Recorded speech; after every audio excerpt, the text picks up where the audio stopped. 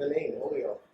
We were trying to think of a name that was kind of a mix of different stuff, and we kind of told her, and she got on her phone and Googled, I think, the word hodgepodge, which means a mix of stuff. And literally that was the first word that came up was Olio. I was actually a driver. I delivered produce to a lot of restaurants. I was a truck driver. And the caterer, one of my influences, became friendly with her, and I asked her if she needed help, on the weekends, whatever. I didn't know how to cook. I knew I liked to cook. I didn't know how to do it professionally.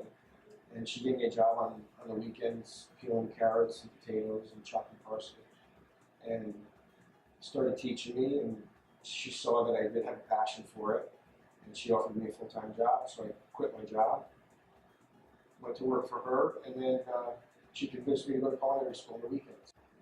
People get to a certain level as a chef, and people have their food, and they, we didn't come up with this all ourselves. You take a little from everybody you work under. You learn. It's non-stop learning, I think. And that's the key, I think, to becoming creative. You never know it all, and you can learn something from everybody. But the reviews have been great. We're still getting them every day. What's the most popular, that people order here at the restaurant? I would say probably the short ribs that we had on our first menu.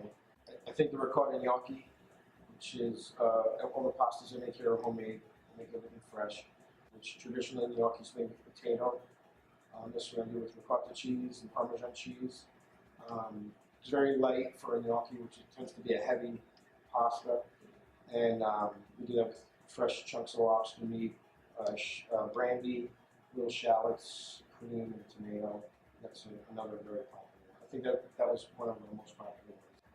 And then as far as the Latin influence, since I met my wife, and her cooking for me, and just realizing all the flavors and the simplicity of it.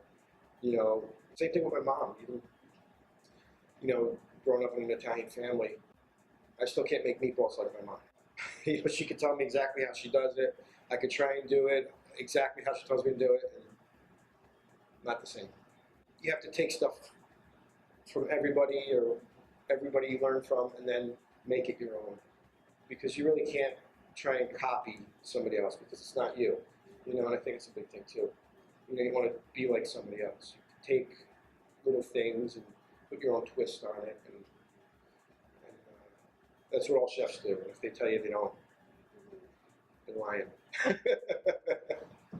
This is definitely the greatest accomplishment, I think, getting to do this.